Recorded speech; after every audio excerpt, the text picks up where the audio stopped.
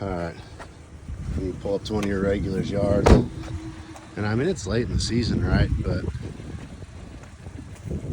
this yard is a nice yard usually. And at first I thought we treated it. I was kind of freaking out, like, man, what did my guys do? And you'll see what happened over here. But turns out we just do landscape maintenance here. We don't actually do the lawn treatments, at least not yet. We don't do the irrigation yet, but we will be, because this is what over application damage looks like here when you fertilize. I mean, it's real bad.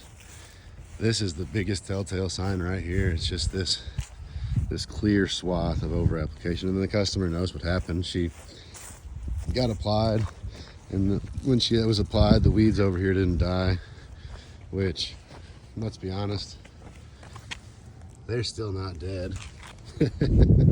But they reapplied the whole yard, and when they did, well, they must have hit it with a few too many pounds of nitrogen, because now this whole thing is pretty much toast. This is exactly why we don't mix fertilizer in with our weed control. Remember, that yard should look green like this.